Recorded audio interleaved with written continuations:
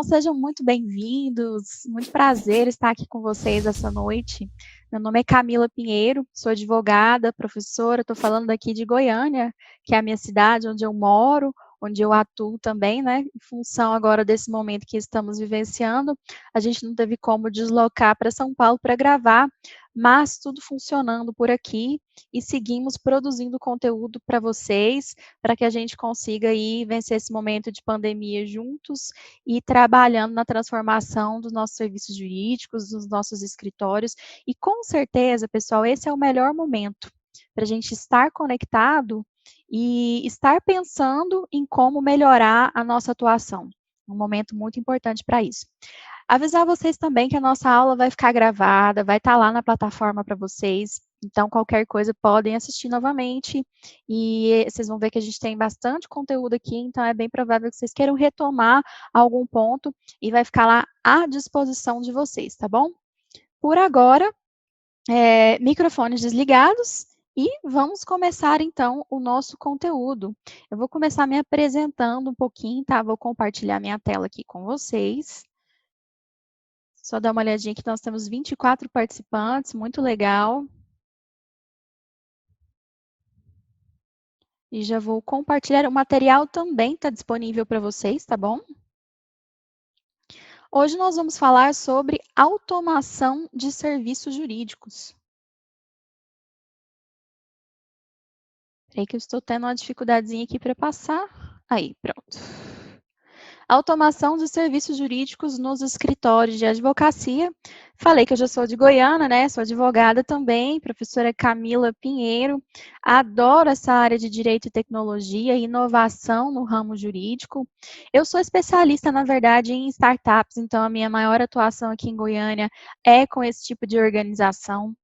Tenho meu escritório aqui, onde eu trabalho também na área de rede de inovação, né? Eu tenho esse papel de impulsionar novas formas de prestar serviços jurídicos para os nossos clientes aqui dentro do escritório, dentro de todos os ramos de atuação do escritório, não só do direito para startups também, mas a gente tem outros ramos e que, com certeza, como todos, precisam aí de uma atualização, de um olhar diferente para o mercado, para que a gente consiga trazer inovação para todos eles.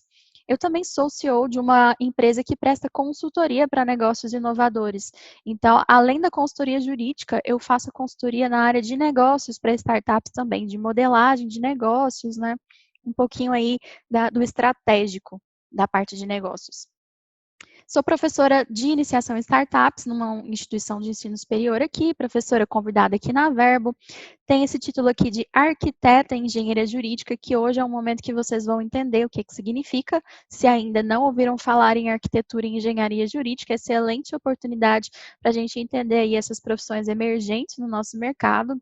Sou co-founder aqui de um movimento, né, de um capítulo de um movimento global que estuda direito e tecnologia, que promove a interseção de direito e tecnologia, que é o movimento Legal Hackers. E ao longo da aula eu vou contar um pouquinho dele também para vocês, porque faz muito sentido com o conteúdo que a gente está estudando hoje. Tem um background também em gestão jurídica, com MBA, participação em associações internacionais de gestão legal, né, que é a gestão dos escritórios de advocacia e departamentos jurídicos, e algumas formações também que são um pouco mais tradicionais, né, tem uma pós-graduação em direito tributário e também em docência no ensino superior. E tenho muito orgulho também de falar que estou colaborando aqui na disseminação desse conteúdo de Direito Digital aqui no estado de Goiás, como membro do Instituto Goiano de Direito Digital. Meu colega Wellington Marques entrou aí agora, nesse momento, inclusive, lá do Instituto Goiano de Direito Digital, está aí marcando presença dos goianos também, tá? Feitas as apresentações, eu queria muito me conectar com vocês, porque eu acho que essa forma da gente estar sempre em conexão, e falando nisso, né, que a gente vai ter esse diálogo aqui, eu preciso dizer para vocês logo aqui no início da aula, para a gente quebrar alguns paradigmas, que essa conversa de hoje não é sobre tecnologia. Ah, Camila, mas nós não estamos falando de automação de serviços jurídicos, a gente não está falando sobre tecnologia? Não. Tecnologia é um dos pontos que vai estar presente, vai permear toda a nossa conversa de hoje, mas nós não vamos tratar só de tecnologia aqui. Para a gente chegar em automação de serviços jurídicos, a gente tem que trabalhar com uma série de contextos, uma série de outros conhecimentos que vão ser extremamente necessários, que vão ser essenciais para que a gente possa entender realmente o que é a automação de serviços jurídicos, para que serve, qual que é o benefício, como que eu aplico isso no meu escritório. E aí, no final, eu vou contar, então, para vocês sobre o que é essa conversa, se ela não é sobre tecnologia, né? Sobre o que é que nós vamos conversar hoje. Mas vocês vão entender ao longo da nossa aula e vocês vão me contar no final sobre o que a gente conversou hoje. Vamos iniciar, então? A gente tem acompanhado no mercado jurídico um movimento de transformação muito grande, que não é um movimento que está acontecendo desde ontem, né? É uma transformação muito grande e que já vem sendo trabalhada ali ao longo dos últimos anos. A gente está vendo a forma de prestação dos serviços jurídicos mudar muito, com a entrada da tecnologia também, mas com a entrada de pessoas com a cabeça mais aberta, né, voltada para a inovação, com demandas do próprio mercado, uma série de quesitos aí que influenciam nessa transformação no nosso mercado. Para que a gente compreenda melhor essa transformação, a gente tem um livro clássico, que é o Tomorrow's Lawyers, An Introduction to Your Future, uma introdução ao seu futuro, que é do professor britânico Richard Susskind. O Richard Susskind, ele é especialista em tecnologias para o mercado jurídico desde a década de 80. Então, é alguém que vem acompanhando o que está acontecendo no mercado. E nesse livro, Tomorrow's Lawyer, que é um clássico, ele traz para a gente algumas perspectivas do que ele acredita que vai ser o papel, as funções, as atividades do advogado do futuro. Então, ele está introduzindo aí para a gente, vou só deixar o celular aqui de lado um minutinho, tá? Me distraindo, está introduzindo aí para a gente um pouquinho do que vai ser o futuro do nosso mercado. Uma leitura interessantíssima, é uma pena que a gente não tenha a tradução ainda em português, né? A gente tem um correspondente ali do pessoal ligado à Future Law, a B2L, que trata um pouco do assunto, mas não é uma tradução. Quem quiser gastar o inglês aí, fica à vontade para gastar aqui no livro, porque vale muito a pena a leitura. E aí o Richard Susskind, ele coloca para gente que dentro dessa mudança que está acontecendo, ele enxerga três principais condutores, três principais aspectos que vão conduzir à mudança do mercado jurídico. Quais são eles? O mais por menos, a liberalização e a tecnologia. Então, opa, realmente a nossa conversa não é só sobre tecnologia, porque ela está colocada aqui por um dos grandes especialistas no futuro do mercado jurídico como um dos três condutores principais, sim, mas somente um dos três que vai provocar a transformação que nós estamos esperando no mercado jurídico. Guardem um dado aqui, antes da gente prosseguir para o próximo slide. Tomorrow's Lawyers é um livro de 2013, tá? Vamos entender o que são esses três principais condutores, então, e o que ele coloca para a gente sobre eles. Esse slide e o próximo são os nossos dois slides que provavelmente mais terão texto, porque eu quis trazer direitinho aqui para vocês os dizeres do Richard Susskind. Ele diz o seguinte: em resumo, então, eu estou sugerindo que o desafio do mais por menos e a liberalização e a tecnologia vão juntos conduzir imensas e irreversíveis mudanças na forma como os advogados trabalham. E a hora que a gente abrir o microfone aí mais tarde para vocês, eu vou querer saber um pouquinho também. Vocês já estão trabalhando com essas mudanças? Já estão sentindo isso? É muito provável que já estejam sentindo. E aí ele diz ainda um complemento. A liberalização e a tecnologia, o que elas trariam? Elas trariam uma reforma, ou seja, um ajuste. Mas é o desafio do mais por menos, esse imperativo condutor por demanda das condições do mercado, é que vai continuar dominando fortemente e afetando os negócios no direito. Então, dentre esses três aspectos, não é a tecnologia que mais vai fazer diferença e não é a liberalização, ou seja, regulamentar novas formas de prestar serviços jurídicos, né? O que vai mais fazer a diferença aqui agora é o desafio do mais por menos. E que a gente vai trabalhar ele ao longo dessa aula inteira e vocês vão ver o quanto ele é pertinente para esse momento específico que nós estamos vivenciando, que é o momento de pandemia.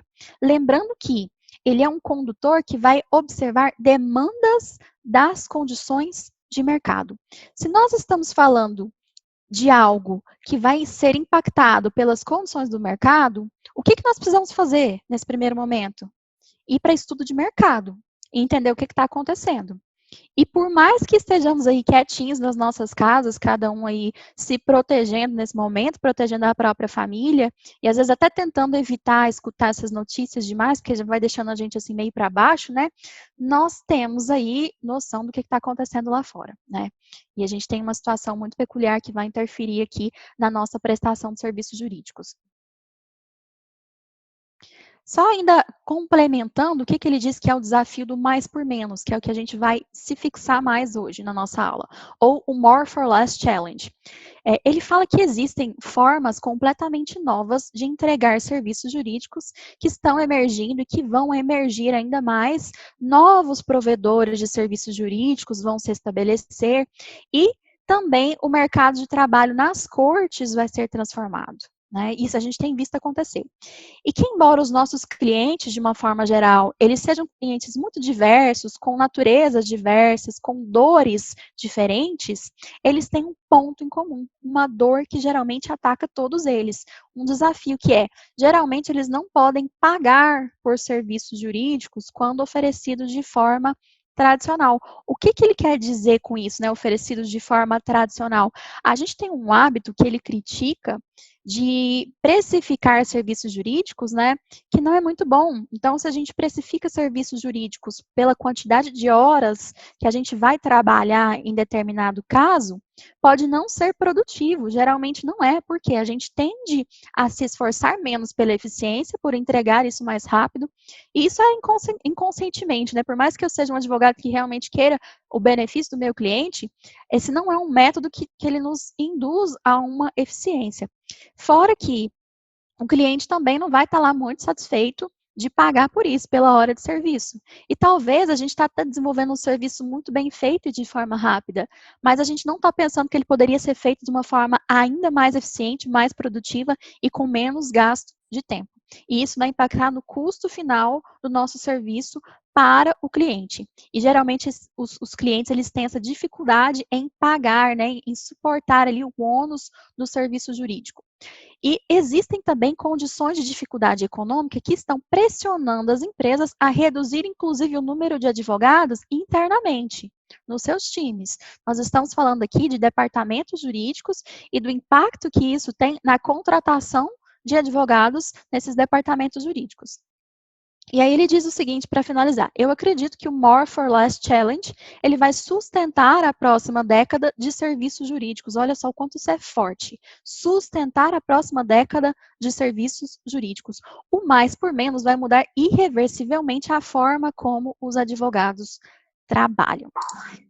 A gente falou aqui em cima de condições de dificuldade econômica, né? Esse é um trecho do livro dele mesmo, uma tradução lá, livro, né? Uma tradução que eu fiz, do que ele coloca para a gente no livro.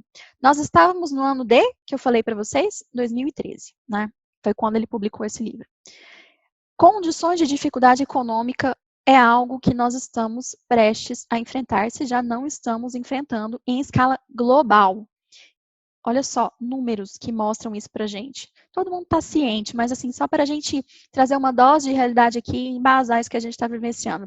Essa notícia aqui é da Exame, do dia 16, então tem 3 dias nessa notícia. Pode ser que tenha dado uma alterada aí, mas está bem recente. 6 números que mostram o dramático impacto do coronavírus na economia. Quais são esses 6 números? O PIB brasileiro pode cair 7,7% em 2020. O dólar caminha para além dos R$ 6. Eu nem vi a cotação do dólar hoje, pode até ter estourado os R$ 6 aí. Os pedidos de seguro-desemprego aumentaram 39%. A produção industrial encolheu 9,1% em março. O risco país, que é o risco para investidores estrangeiros, ele foi de 95 pontos para mais de 400 pontos. E o custo global da pandemia, existe uma projeção de que ele pode chegar a 8,8 trilhões. Então, como eu falei para vocês, não é pessimismo, é dose de realidade. Nós vamos enfrentar a recessão econômica em escala global. E como que a gente faz com essa recessão econômica e a nossa prestação de serviço jurídico? A forma como a gente entrega, o que a gente entrega, como a gente precifica, né? Isso vai ter um impacto gigantesco para a gente. E é nesse momento que o desafio do mais por menos, ele vai fazer sentido aqui. Já fazia antes e vai fazer muito mais, né? Se a projeção do Richard Susskind era que aquilo já ia sustentar as próximas décadas de serviço jurídico, agora, então, eu acho que ninguém pode se excusar de conhecer o desafio do mais por menos. Tem alguém que ligou acidentalmente aí o microfone? Vou pedir para vocês darem uma olhadinha. Como que a gente vence, então, o desafio do mais por menos? Ou seja, entregar mais qualidade, mais serviços jurídicos por um preço, um custo final para o nosso cliente menor, especialmente agora que a gente sabe que ele não vai ter condições de pagar e que a gente está sendo pressionado por essa demanda de mercado. Ele apresenta para a gente, Richard Susskind, duas estratégias. São a estratégia da eficiência e a estratégia de colaboração. Nós não vamos tratar da estratégia de colaboração aqui. Para ele, essa estratégia de colaboração é mais ou menos o seguinte: promover um compartilhamento de serviços jurídicos por grupos de clientes que têm a mesma dor. Então, empresas que têm a mesma dor, bancos que precisam do mesmo tipo de compliance, por exemplo, eles pagarem uma vez só por aquele serviço e todo mundo utilizar mais ou menos o mesmo serviço. Mas ela não é foco aqui do nosso estudo hoje. Nós vamos focar na estratégia de eficiência. Ele diz para a gente que a estratégia de eficiência, ela se baseia em nós encontrarmos, né, exercitar a criatividade para encontrarmos formas de reduzir o custo dos serviços jurídicos, fazendo o quê? Identificando algumas atividades durante o nosso exercício profissional que podem ser atividades rotinizadas, padronizadas, são muito parecidas. Eu posso estabelecer processos muito específicos para elas, que vão sempre seguir o mesmo padrão. E aí, com isso, eu vou ter redução de custos com trabalhos rotineiros e repetitivos. E dar alguns exemplos para a gente. Revisão de documentos jurídicos, eu posso rotinizar essa tarefa. Se eu tenho um checklist do que tem que ter naquele documento, é muito mais eficiente, né? Sempre está lá à disposição aquele checklist. O due diligence pode ser rotinizado, a redação de contratos e a própria pesquisa jurisprudencial. E para a gente rotinizar isso, ele dá três opções aqui, três caminhos: a automatização, a decomposição dos serviços jurídicos e a terceirização dos serviços. A decomposição seria a gente olhar para aquele determinado serviço e quebrar ele em várias partes, para que a gente, em partes separadas, a gente consiga trazer mais eficiência. E muitas vezes, com ele decomposto, né, eu sei que dentro desse determinado serviço, eu tenho várias atividades que eu preciso cumprir, algumas eu posso automatizar e outras eu posso terceirizar. Eu não preciso internalizar no meu escritório aquela estrutura de custo para fazer a atividade inteira. Aquele pedacinho eu posso terceirizar para um outro escritório, um escritório menor ou especializado naquela parte, né? Então, são três estratégias aí de eficiência: automatização, decomposição e terceirização de serviços. Chegamos no tema da aula de hoje: automatização de serviços jurídicos. Mas vimos que existe um contexto, e um contexto que faz total sentido para esse momento que estamos vivenciando. A automatização, então, ela vai trazer para a gente justamente a possibilidade de nós oferecermos mais com um custo menor. E oferecermos até mesmo com mais qualidade, porque quando a gente automatiza um serviço, a gente tem padrões para esse serviço, é muito mais difícil que a gente tenha erros característicos de erros humanos, né? De coisas que nós, ali no nosso dia a dia, nos perdemos, nos esquecemos de algum ponto, de inserir ali no contrato, passa batida ali na hora de fazer uma revisão, alguma coisa que o olho cansado não conseguiu enxergar. Isso faz parte da nossa condição de ser humano. E na automatização a gente consegue bastante qualidade e com um custo acessível também. A gente tem menos perdas. Só que essa automatização, ela vai passar primeiramente por um ponto que se chama gestão do conhecimento. Qual que é a sensação que dá quando vocês olham essa imagem aí? Eu estou vendo aqui alguns rostinhos nas câmeras, né? Zamária, Vera Lúcia, tem Oi, tudo bom? Eduardo, né? Alguns rostinhos masculinos, mas vocês devem ter filhas, esposas aí em casa e já se depararam com essa. Tem meninas aí também, né? Tem mulheres, mas assim, todos já se depararam com essa cena, né? O que acontece aqui? Qual que é a sensação que isso desperta quando você precisa se arrumar com rapidez? Isso é horrível, né? Você não consegue ali ter eficiência na hora que você precisa se vestir rapidamente para ir num determinado evento. Porque aquele seu ativo ali para se preparar para o evento, que são as roupas, os acessórios, os sapatos, ele é um ativo que está desorganizado. Então, se a gente for pensar nos nossos escritórios de advocacia, qual que é o nosso principal ativo, né? Isso, grandes nomes aí da gestão jurídica no Brasil, eles trabalham isso. Eles falam que o nosso principal ativo, ou seja, o que que a gente vende é conhecimento jurídico. Então, o conhecimento é o principal ativo dos escritórios de advocacia. Eu preciso ter uma boa gestão desse conhecimento, né? Imaginemos nós que a gente não tivesse um escritório de advocacia, a gente tivesse uma loja, né, um mercado, por exemplo. Esse mercado tem um estoque, a gente vende produtos no mercado, diferente do escritório que vende conhecimento jurídico. Se eu tenho o meu estoque lá no mercado totalmente desorganizado, as prateleiras misturadas, os produtos não estão catalogados ali, eu não sei o que, que eu comprei, o que, que eu não comprei, tem produto pela loja inteira, eu vou ter perdas ali. Em que sentido? Meu cliente entra no mercado para comprar alguma coisa, eu não vou às vezes nem conseguir ajudar ele a achar o que, que ele está procurando. Ou então, eu preciso fazer uma compra de estoque e eu não sei o que, que eu preciso comprar. Pode ser que eu compre algo que está desnecessário, que eu já tenho muito, mas eu não cataloguei, eu não organizei aquilo. Então, eu vou ter uma perda financeira ali. Outra perda que eu posso ter, produtos que estão próximos da data de validade, né, já vão vencer, e a gente não consegue identificar, porque está uma bagunça o nosso estoque. Temos que pensar no nosso conhecimento jurídico como nosso estoque. Ele é o nosso ativo, é aquilo que a gente vende. Para a gente começar a entregar serviços jurídicos de uma forma mais eficiente, a primeira coisa é organizar o nosso conhecimento jurídico, né? Então, não tem como eu falar de automação sem eu falar de gestão do conhecimento. É um primeiro passo. Aí eu passo aqui para a próxima imagem e a gente consegue sentir, eu acho que a questão aqui não é nem visual, você consegue sentir uma diferença assim, de tranquilidade, de paz interior, a hora que você olha essa imagem e pensa que você tem que se arrumar rapidamente para um evento. A diferença da imagem anterior, né? O quanto você ganha em eficiência, em tempo aqui, nessa outra imagem e até em qualidade, porque principalmente para as mulheres, né, para a gente combinar o look todo bonitinho, o sapato com a roupa, com o acessório, quando você visualiza tudo que você tem, fica muito mais fácil de você fazer combinações ali mais assertivas, mais interessantes.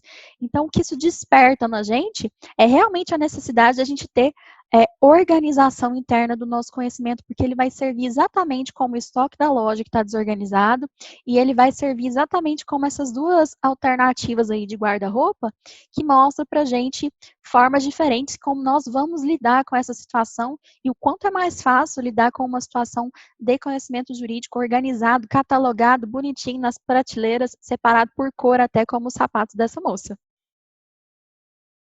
Se o nosso conhecimento jurídico é o nosso estoque, então a gestão desse conhecimento, e se a gestão desse conhecimento ela não está sendo pensada como uma das nossas prioridades, nós chegamos a uma conclusão irrefutável. Nós estamos sofrendo perdas, né? E a gente está passando custo para quem? Para o nosso cliente, da nossa desorganização. Enquanto o nosso conhecimento interno não estiver organizado, o tempo que a gente demora para produzir alguma coisa é muito maior, fora outras perdas que a gente pode estar sofrendo. Então, o primeiro ponto, né? Às vezes a gente acha que vencer o desafio do mais por menos, né? De entregar serviços jurídicos a um custo mais acessível, é a gente abrir uma planilha financeira lá do nosso escritório, sentar lá com o nosso financeiro e falar assim, o que, que eu posso cortar aí de custo? Corta o cafezinho do estagiário, o pãozinho da secretária e troca a marca de café, sei lá, né? A gente abre a planilha financeira e vê o que, que a gente pode enxugar. Pode ser uma boa alternativa, especialmente para transitar aí nesse momento de crise, né? Aqui no escritório a gente fez alguns ajustes também para poder segurar nesse período e não ter problemas lá na frente. Porém, esse não é todo o resultado, isso não é tudo que eu preciso fazer para ter um serviço num custo melhor.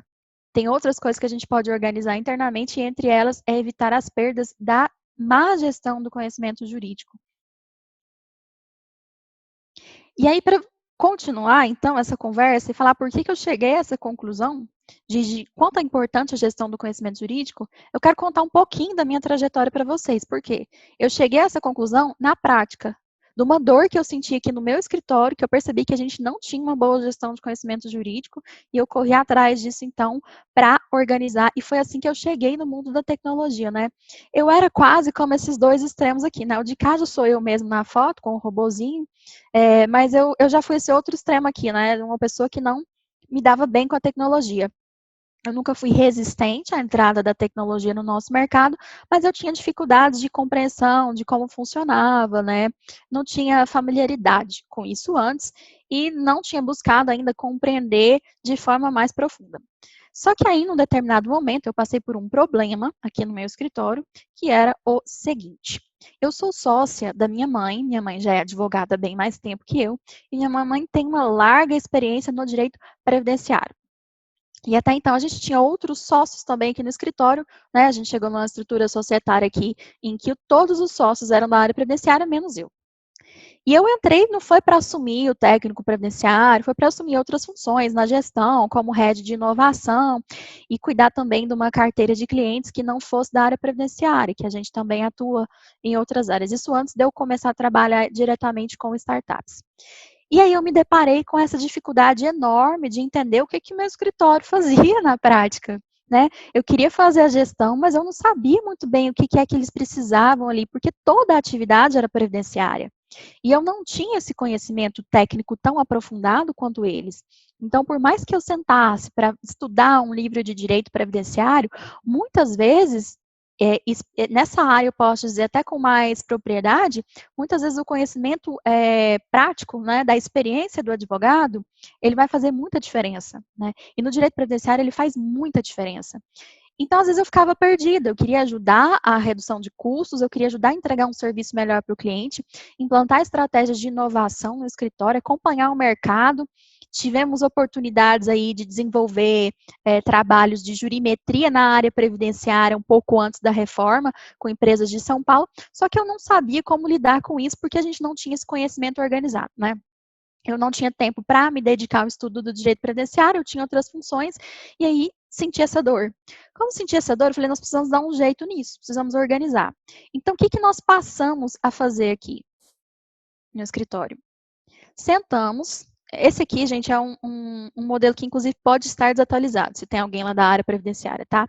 Não vai dar para enxergar mesmo, tem gente chegando pertinho da tela, nem é a intenção de enxergar tudo, não. É só para mostrar, ter uma noção visual de como fica a gestão do conhecimento.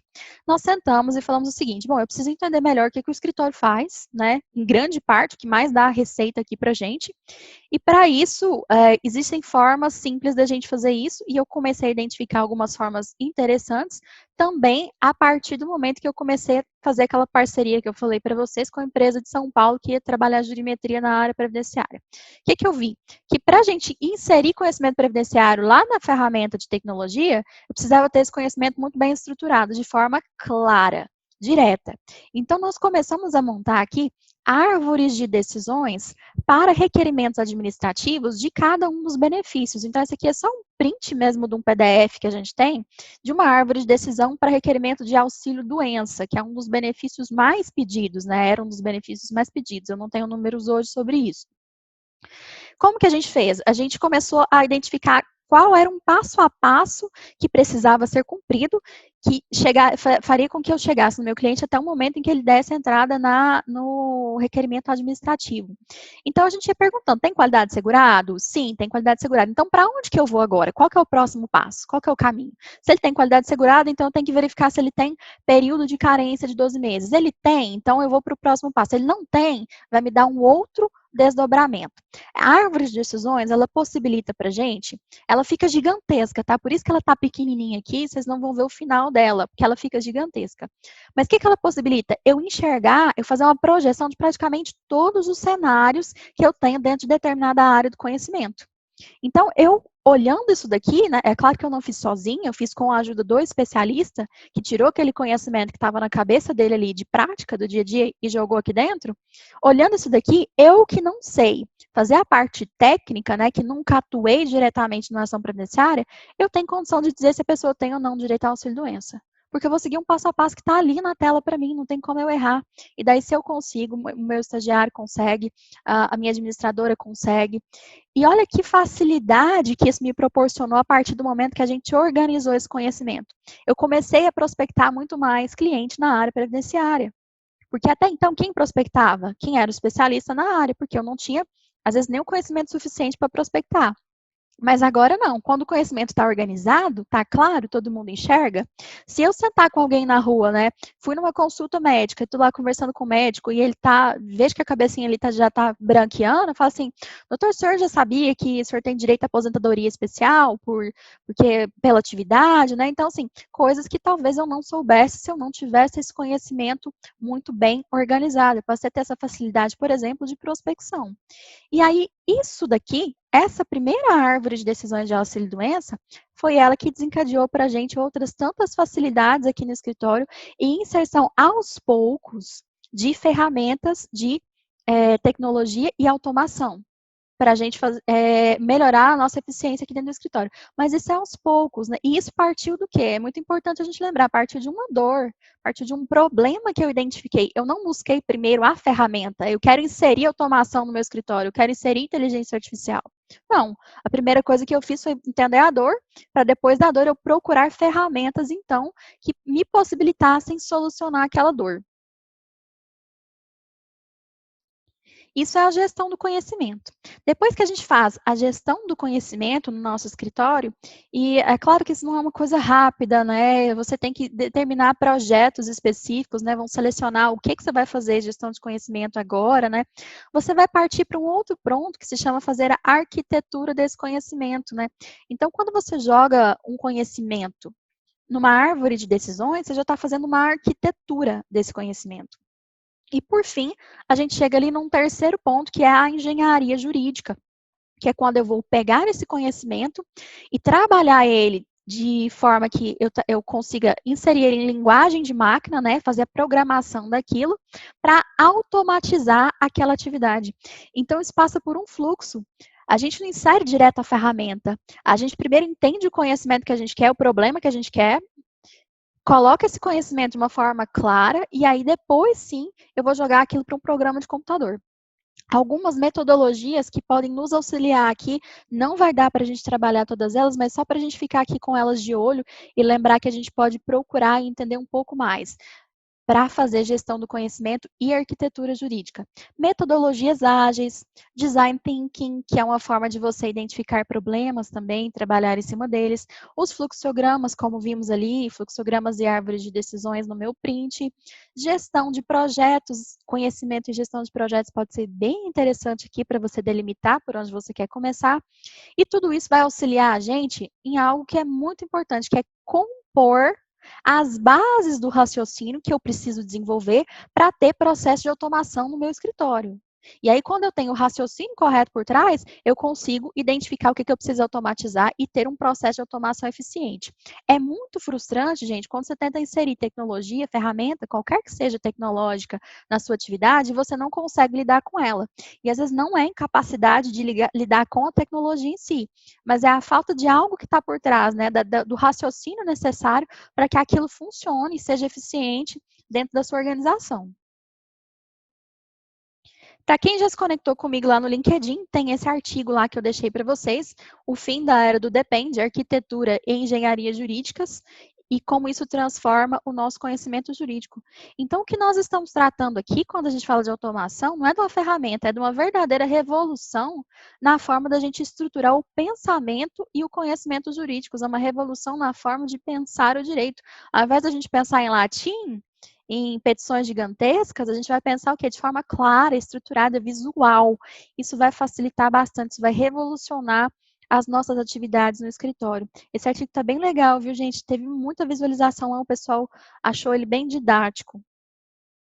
E aí tem essa frase do Steve Jobs, que eu gosto muito, e Bill Gates também fala uma coisa semelhante para a gente, né? Do porquê precisamos entender, então, agora sim, da parte de tecnologia. Todos nesse país deveriam aprender a programar um computador, pois isso ensina a pensar. Quando a gente entende um pouquinho de lógica de programação, de como funciona o por trás da ferramenta que a gente está utilizando, nós conseguimos organizar o nosso pensamento de uma forma diferente, né? A gente sai um pouco da caixinha do direito que a gente foi acostumado a pensar, entende como outros profissionais de outras áreas pensam, como aquilo é eficiente e como a gente consegue aplicar aquilo para a nossa área do conhecimento também, que é o direito. Então, por isso que hoje a gente tem que trabalhar um pouquinho de lógica de programação. Esse aqui é o slide que eu entrego a minha idade, tá? Quem é um pouquinho aí mais da minha idade para cima vai lembrar dessa figura que povoava o imaginário ali dos brasileiros um tempo atrás, né, no Fantástico todo domingo, que é o Mr. M. O Mr. M é um ilusionista norte-americano e ele abria na televisão aberta o que, que estava por trás dos truques de mágica, dos grandes truques de mágica. E é isso que eu quero fazer para vocês aqui hoje. Nós não temos tempo de entender profundamente lógica de programação, mas eu quero abrir um pouquinho para vocês de como funciona, né, desmistificar isso para a gente começar a aplicar passo a passo lá dentro do nosso escritório. Esse exemplo aqui é show. Ele deixa a gente entender assim de forma bem clara o que, que é programação. E programação está por trás de todo o processo de automação, né, de toda a tecnologia de automação que você vai utilizar. Imaginemos que nós vamos fazer um sanduíche. Esse exemplo não é meu, inclusive, tá? É da Luplex Academy, que é uma plataforma de automação de serviços jurídicos, que tem a parte de educacional também, tá? Toda vez que eu tiver algo que não seja conteúdo meu, tá? Indicada a fonte. Esse exemplo é lá da Luplex. Então, vamos fazer um sanduíche juntos? Qual que é a receita do sanduíche? Em linguagem humana, ou seja, se eu for ensinar outra pessoa a fazer o sanduíche, um ser humaninho. Vou falar para ele o que ele precisa, de 2 fatias de pão, uma colher de patê, 4 fatias de pepino, né? O pratinho ali para colocar, a espátula para passar o patê. Ingredientes e utensílios. E aí eu vou começar a dar as instruções para esse ser humaninho montar lá o sanduíche. Pega o pão, coloca no prato, pega a colher de sopa cheia de patê, coloca o patê no pão, espalha, coloca o queijo, coloca o pepino, fecha o sanduíche. Quase qualquer ser humano vai entender aqui, com base nessas instruções, como fazer um sanduíche, a não ser que seja uma criança muito pequena que vai ter uma certa dificuldade. Qual que é a diferença disso daqui, né, de eu pedir para que um ser humano faça algo, de eu pedir para uma máquina desenvolver alguma atividade? Vamos fazer um sanduíche em linguagem de máquina agora? A máquina, o que a gente tem que ter muito em mente é que a máquina não tem um negócio chamado contexto que a gente tem. Todos nós já vimos um sanduíche, então a gente sabe como montar, né? Se falar o mínimo ali pra gente, o que, que você quer colocar no sanduíche? Ah, é o pepino, é o queijo e o patê, a gente consegue montar, maravilha. O computador não tem contexto, a máquina não tem contexto, ele nunca viu um sanduíche na vida. Você vai falar para ele pegar 2 fatias de pão, ele não sabe o que é o pão. Se você não contar para ele o que é o pão, quantos pães você tem que pegar, qual tipo de pão você tem que pegar, onde você vai passar o patê, né, que é na face, não sei nem como que a gente fala, né? Que você não pode passar na bordinha, se for pensar no pão francês, se pensar no francês, não, no pão de forma, né? Não é na bordinha, é na parte maior. Tudo isso tem que ser contado. O computador não tem contexto. Então, programar é fazer justamente isso. É pegar uma atividade em que eu falaria de determinado jeito para o ser humano, eu daria determinadas instruções, e trazer essas instruções para uma linguagem que a máquina entenda e que tem que ser extremamente direta e com aspectos específicos, porque ela não consegue absorver contextos. Então, eu vou falar para ela exatamente quantas fatias de pão, eu vou falar para ela qual é a colher de sopa, quantas colheres de sopa ela deve colocar, quantas fatias de queijo ela deve colocar. Tudo bem direcionado, tudo bem explicadinho, né? Isso, gente, numa explicação muito básica, tá? De linguagem de programação. A gente não tem tempo, infelizmente, para avançar aqui. E vocês veem que algumas coisas aqui, ó, tá um pouquinho pequeno, mas que tá marcado de amarelinho. Então, a gente tem que rotular também as informações. Primeiro, você declara para a máquina tudo que você precisa utilizar, né? Então, aqui eu declarei que eu preciso de 2 fatias de pão, de uma colher de sopa de patê. E do lado de cá, eu vou dizer para ela, então, com base nisso tudo que eu declarei que nós vamos utilizar, que eu te contei o que é o pão, o que é a fatia de pepino e quantas são, agora você vai operar, você vai executar instruções com essas variáveis aqui que eu declarei para você no início. E aí você coloca aqui, onde está de amarelinho, tá vendo? Entre 2 boquinhas, assim, fatias de pão, é a variável que você tira ali da declaração. Se você pede para a máquina fazer uma operação, ou seja, para desenvolver uma atividade, você não declarou que você precisa de algum aspecto ali no início, né? Você pede para ela pegar 2 fatias de pão, mas você não disse para ela que tem pão, ela não consegue fazer, vai dar um erro no sistema, porque ela não tem contexto. Se você pede para um ser humano, qualquer um sabe que você precisa pegar o pão. Ele vai pensar, esqueceu do pão, eu vou lá e pego, né? É mais ou menos assim que funciona a linguagem de máquina. Então, alguns conceitos. Esse aqui é um código, tá? Então, quando a gente transforma uma linguagem natural, instruções de linguagem natural em linguagem de máquina, a gente chega nesse resultado aqui, que é um código. Então, tudo isso aqui é instruções que eu estou dando para a máquina, na linguagem que ela entende, e que vão fazer com que ela consiga, então, me ajudar a desenvolver algumas atividades. É um código que eu fiz, inclusive, péssimo, não serve para nada, tá, gente? Foi quando eu estava aprendendo a programar, eu não atuo programando, né? Minha atividade é outra, mas assim, ele serviu para quê? Para justamente aquilo que o Steve Jobs falou, para eu organizar meu pensamento e entender como que eu posso fazer, então, para dizer para uma máquina que ela precisa montar um contrato e que eu preciso falar para ela primeiro o que, que é no contrato, o nome do cliente, o nome do escritório, os honorários, né, o CPF, eu tenho que dizer o que, que é cada coisa e depois mandar o que, que é que eu quero que ela faça com aquele dado, com o CPF, com o nome do cliente, com o valor que eu decidi ali pela cobrança de honorários. Então, esse aqui foi um documento que eu automatizei, que é uma carta de proposta de prestação dos serviços advocatícios. Fica enorme, inclusive, tá? Porque você tem que dar todas as instruções. E esse aqui foi bem tranquilinho, assim, né? Bem curtinho, mas eles ficam grandes. E alguns conceitos, então, básicos aqui para a gente desmistificar. Até se tiver alguém aí que tem bastante conhecimento em linguagem de programação e tecnologia, vocês vão até achar muito básicos, mas assim, vamos nivelar aqui um pouco o conhecimento e abrir as portas para quem ainda não tem facilidade com isso aqui, como eu não tive. Aliás, não tem até hoje, eu estudo pra caramba, né? Programação. Programação é um processo de escrita, teste e manutenção de um programa de computador. É transformar linguagem natural em linguagem de máquina, como vimos com as instruções do sanduíche. Algoritmo, ele vai ser uma sequência de regras, de operações, de comandos que eu vou dar para a máquina para ela cumprir um objetivo específico. Então, imaginemos que eu quero que a máquina passe o patê no pão, toda a sequência de comandos que eu vou dar para ela para aquele objetivo que é passar o patê no pão, ela vai ser denominada um algoritmo. Esses conceitos e a própria noção de automação de serviços jurídicos, elas estão dentro de um determinado conceito que é o contexto, aliás, que é o contexto do direito computacional, né? Um ramo específico aí, um campo da informática jurídica, que ele vai estudar formas da gente expressar a lógica jurídica em linguagem computacional. E o que é, então, a informática jurídica, já que o direito computacional, ele é um campo da informática jurídica? É toda forma de aplicação de informática ao direito. São conceitos que estão por trás ali da automação nos serviços jurídicos, que vão permear a nossa compreensão para esse tipo de serviço, né? Um serviço automatizado. Existe uma distinção, nós não vamos entrar aqui, eu vou pincelar ela, porque não é o objetivo da nossa aula, entre automação e inteligência artificial. A gente automatizar serviços jurídicos não é aplicar inteligência artificial. A inteligência artificial, ela tem ali permeando o conceito dela, estou ali na última frase, permeando o conceito de inteligência artificial se encontra a aprendizagem, ou seja, um sistema que ele é capaz de aprender, na medida em que aprende, ele se torna mais autônomo. Seja uma aprendizagem que a gente chama de machine learning, que é uma aprendizagem em que eu tenho alguns algoritmos ali, mas eu tenho uma programação mínima, a atividade mínima do ser humano para entregar contexto para essa máquina, ou por deep learning, que é uma forma já mais elaborada dessa máquina aprender, que ela vai imitar as nossas redes neurais do nosso cérebro.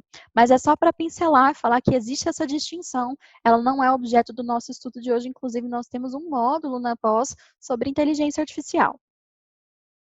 E algumas empresas que facilitam para a gente a automação de serviços jurídicos, eu não tenho como implantar agora no meu escritório, desenvolver toda a tecnologia. A gente tem Lawtex e Legaltex, que muito provavelmente vocês já ouviram falar, já utilizam, já conhecem muitas, né? Essa imagem aqui no cantinho é um mapa do radar da AB2L, que é a Associação Brasileira de Lawtex e Legaltex. Hoje no Brasil nós temos mais de 150 Lawtex e Legaltex, e esse é um setor que já ultrapassou a marca de 1 bi de investimento. Ou seja, temos gente já promovendo novas formas de serviço jurídico, pensando em entregar mais por menos, e em diversas categorias. Categoria de jurimetria, de automação e gestão de documentos, de extração e monitoramento de dados públicos, de gestão de escritórios, que geralmente é o primeiro contato que a gente tem com as Lawtex, né? É muito comum a gente ter um software de gestão aí no nosso escritório. Então, vale a pena dar uma olhadinha lá no radar da B2L depois, entra no site. E eu tenho essa frase, que é uma premissa que eu tenho para mim, que no futuro todos os escritórios de advocacia serão low-techs. Em que sentido? Não vai todo mundo migrar 100% para a tecnologia, né? Mas todo escritório de advocacia, ele vai precisar oferecer algum serviço que vai ser automatizado, que vai ser um serviço parecido com o serviço que uma low-tech oferece ou terceirizado para uma low-tech. Então, olhar para a automação de serviços jurídicos e inserção de ferramentas tecnológicas faz parte, sim, da emergência aqui do nosso futuro, né? E como falamos, especialmente nesse momento.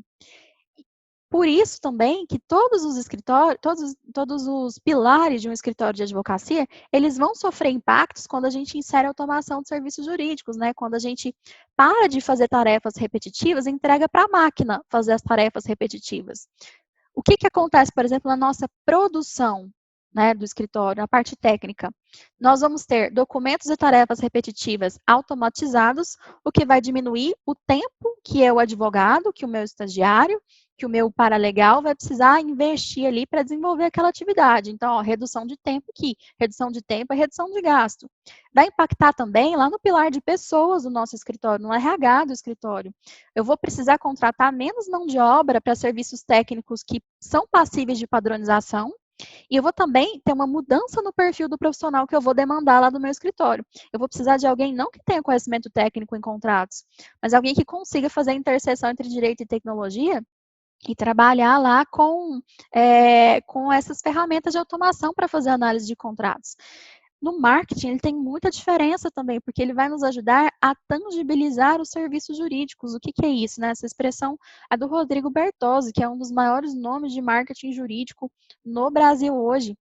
Quando a gente tem um documento automatizado, por exemplo, você consegue ver uma proposta de honorários automatizada, você consegue ver o seu serviço jurídico, né? Então, isso é tangibilizar o serviço. E facilita na prospecção também, como eu contei para vocês do meu caso específico, o quanto eu consegui melhorar na minha prospecção quando eu fiz a gestão do meu conhecimento jurídico. E aí, joga essa gestão para automatização, o impacto vai ser esse.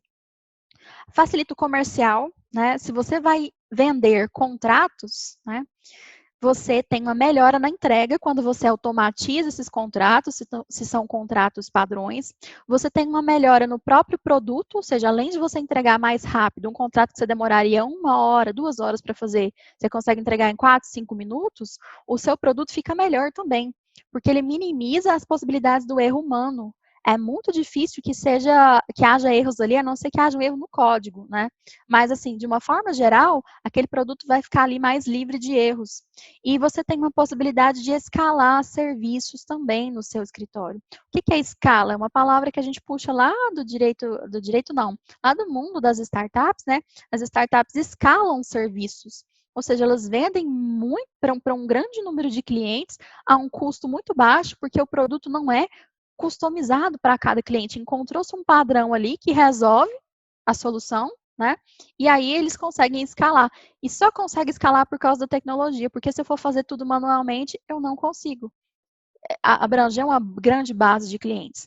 É claro que impacta no financeiro, né? Menos perdas, como a gente viu, a gente não tem estoque ali sobrando, né? O conhecimento jurídico não está ali à disposição para a gente utilizar ele da forma como a gente bem entender e desperdiçar. Até porque conhecimento hoje é algo que o nosso cliente também tem.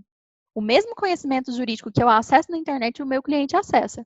Então, se eu não entrego esse conhecimento estruturado para ele, não faz diferença para ele, não tem por que ele me pagar um valor excessivo ali de honorários por um conhecimento que ele dá um Google e acha igualzinho. Impacta também na nossa estratégia e no nosso modelo de negócio. Então, toda estratégia que eu for direcionar, ela vai ser voltada também para eu abraçar aí a tecnologia, eu vou, de repente, destinar aí um valor diferente, né, do que eu imaginaria no começo para a área de TI do escritório, eu vou pagar plataformas de automação, eu vou treinar os meus funcionários, isso impacta em toda a estratégia do escritório. E no modelo de negócio? Bom, a gente tem alguns modelos de negócio na advocacia, né? Nem todos os escritórios são iguais. Inicialmente, quando fala em automação, a gente imagina que vão utilizar documentos automatizados para quê? Para escritório que trabalha com volume. Tem muitas causas iguaizinhas, então dá para dar um clique lá e ele só muda o nome do autor e réu em todas as causas, ou às vezes só do autor, né? Mas não, dá para utilizar isso em vários modelos diferentes de advocacia. A gente não vai adentrar cada um dos modelos, mas eu quero só ilustrar com isso para vocês, depois vocês dão uma olhadinha nesse conteúdo aqui, que é da Laura Selling, do Rodrigo Bertozzi, está lá no livro deles Estratégia na Advocacia, quarta edição, que é o seguinte: se eu tenho um escritório que o meu modelo de negócio é gestão de custos com auxílio de tecnologia, ou seja, eu vou ter produção baseada em processos e metodologias estabelecidos para resolver problemas comuns dos meus clientes, né? O escritório de volume aqui, eu consigo inserir automação de serviços jurídicos. Mas eu também consigo se eu tiver um escritório que é baseado na relação de confiança. E que meu cliente vai lá muito mais pelo aconselhamento, por aquele contato humano. Porque quando eu for fazer decomposição dos serviços que eu vou prestar aqui, é claro que a parte do aconselhamento eu não vou automatizar. Mas é muito provável que eu automatize ali preenchimento de procuração, preenchimento de contrato de honorários. Alguma coisa ali eu posso enxugar de custos. Outros dois modelos de negócios que nós temos são modelos também de honorários altos. Olha só, honorários altos aqui na reputação e conhecimento e honorários altíssimos no estado da arte. São modelos de advocacia mais artesanal, que o cliente ele vai lá às vezes por causa de um problema muito mais complexo. Então, que ele precisa de alguém que tenha reputação, que tenha muito conhecimento técnico ou que tenha ousadia para inovar e criar uma tese. Também dá para aplicar aqui, se a gente for pensar em decomposição. E uma coisa que eu acredito bastante é que nesse momento em que nós vamos passar por um período de recessão, seria muito interessante que todos os modelos de negócio do escritório, eles pudessem abranger também a tecnologia, ou seja, a gente trabalhar modelos híbridos. Eu ter, é claro, o produto ali de estado da arte, né, ou de reputação, mas eu ter também um de gestão de custos com tecnologia, um produto mais barato, para ir mantendo o meu escritório enquanto meu cliente não tem condições de pagar honorários altíssimos, ou que possa ser porta de entrada para esse cliente me trazer outras demandas mais complexas. Mesclar isso pode ser interessante. Isso me lembra muito o exemplo do Boticário, né? O Boticário tem uma linha de produtos mais barata e tem uma linha de produtos mais cara. Então, ele atende ali necessidades de clientes diferentes. Para esse momento de crise, enfrentamento, na medida de enfrentamento, pode ser interessante a gente ter modelos híbridos aí, em que a gente tem a advocacia artesanal para quando for necessário e para a atividade que for necessária, mas que tenha também gestão de custos e tecnologia, traduzindo isso, que a gente tenha automação de serviços jurídicos. Estamos encerrando aqui a nossa conversa de hoje e para a gente começar aqui a nossa conclusão, nós precisamos entender então que um dos grandes aspectos aqui que precisa sair muito claro na nossa mente é que nós temos habilidades novas a ser desenvolvidas quando a gente fala de automação de serviços jurídicos. Algumas delas precisamos desenvolver capacidade de interação com a tecnologia e com sistemas inteligentes, né? Não tem facilidade? Não vou morrer na praia aqui porque eu não tenho facilidade, deixa eu sentar e aprender, né? Como eu falei para vocês, eu mesmo não tinha, então sentei para aprender mesmo, já dei uma choradinha na hora de aprender a programar, mas faz parte, né? A gente segue. Pensar problemas jurídicos e comunicar com clareza as ideias e soluções, né? Comunicação clara vai fazer muita diferença nesse momento. Capacidade de análise e estruturação de informações. A gente ter também facilidade para transitar com diversas áreas do conhecimento, seja um ramo jurídico ao qual eu não estou acostumada, ou seja, uma área como a ciência da computação, por exemplo, uma estatística. A capacidade da gente parametrizar sistemas e treinar as máquinas, compreensão de lógica de programação, que, como nos disse o Steve Jobs, ajuda a gente a organizar o nosso raciocínio em qualquer ramo de conhecimento. Algumas ferramentas, né, já dicas práticas agora, que eu deixei aqui para vocês. Para que são essas ferramentas? Para a gente pensar no mais por menos, estratégia de eficiência. Nem todas aqui são ferramentas de automação, tecnologia top do top. Algumas são coisas que a gente tem ali à disposição todo dia e a gente não lembra que elas podem nos ajudar na eficiência, na economia de tempo. Excel está aí para financeiro, para cálculos, para classificações, filtros, né? É bem básico, mas a gente não lembra. Para fazer fluxograma, que nem aquela árvore que eu mostrei para vocês, tem um programa que se chama Visage também. Para quem às vezes investe muito tempo no marketing, em publicações em redes sociais, tem como você reduzir esse tempo também com programas que vão agendar as suas publicações. Um exemplo que eu coloquei aí é o Later, eu só coloquei um exemplo porque eu acho que eu só usei o Later até hoje, tá? Rotinização, o que, que eu posso usar aqui? Esse aqui é muito interessante. Google Forms, todo mundo já viu, deve ter visto, Google Forms. O Google Forms é maravilhoso para você determinar um procedimento. Quando eu peguei aquela árvore lá do auxílio-doença, eu enxerguei muita coisa, não foi? Aí, o que, que eu peguei? Eu fiz aquilo em formato de entrevista previdenciária, para eu trabalhar aqui como atendimento do escritório. Então, eu criei um form de entrevista previdenciária que abrangia todas as questões que eu precisava perguntar para entender aonde naquela árvore de decisão estava meu cliente. E aí, com esse Forms, que é uma tecnologia gratuita, aberta para todo mundo, intuitiva, fácil de mexer, eu criei essa entrevista e comecei a implementar aqui como a padronização de atendimento para cliente. Então, qualquer um atende o cliente com base naqueles requisitos ali, marca as alternativas, insere as informações, aquilo já fica salvo na conta do Google, qualquer outro advogado acessa e fica muito fácil da gente identificar se o cliente tem ou não tem direito a um determinado benefício. É lógico, tem análises depois que precisam ser feitas, de documentos, mas assim, já facilita bastante a rotina aí e já deixa a estratégia mais eficiente. Softwares de gestão também, que são aqueles mais completos, que fazem gestão financeira, fazem gestão de processos, já tem como você tratar as publicações ali, né? Eu botei 3 exemplos aqui, porque se vocês forem lá no radar da B2L, vocês vão achar um monte, né? E pode ficar um pouco perdido. Então, eu coloquei aqui só exemplos de 3 que eu já usei aqui no escritório. Que hoje eu uso o Nexus, que é da Ultimatum Tecnologia, mas também já usei o Data Lawyer e o Astrea também. E aí sim, ferramentas de automação de documentos, por exemplo, como a gente tem a Luplex, que eu comentei para vocês. Eu fiz curso lá na Luplex de lógica de programação. A gente tem a Jus Brasil que tinha, se não me engano, eles deram uma paralisada agora na automatização de petições, mas vale a pena dar uma olhada também. E a gente tem também ferramentas de inteligência artificial, e eu coloquei um exemplo aqui para vocês, que é da Legalium, que eu já estou inserindo no meu escritório, que é uma assistente virtual que faz triagem e muitas outras coisas para a gente, né? Já preenche, conversa com o cliente, preenche procuração, preenche contrato, o que for preciso. Estou gostando, a gente está começando a implementar a Legalium lá no escritório, tá? E, eu falei que estava acabando, gente, mas segura comigo aqui só mais um pouquinho, só para mostrar que além das habilidades, toda essa conversa que a gente teve mostra para a gente também profissões jurídicas novas que estão surgindo. E que a gente, às vezes, não precisa ficar só ali no técnico, né, da advocacia. Então, eu posso ser um arquiteto jurídico, que é a pessoa que vai estruturar o conhecimento jurídico de forma lógica, com as ferramentas, né, os fluxogramas, as árvores de decisões. É alguém que vai ter uma visão estratégica de projeto e que vai especificar e delimitar o objetivo de cada projeto, de cada coisinha que eu vou automatizar no meu escritório. E aí eu passo também para o engenheiro jurídico, que é a pessoa que vai botar a mão ali naquele programa de tela preta e fazer o código, né? Vai programar.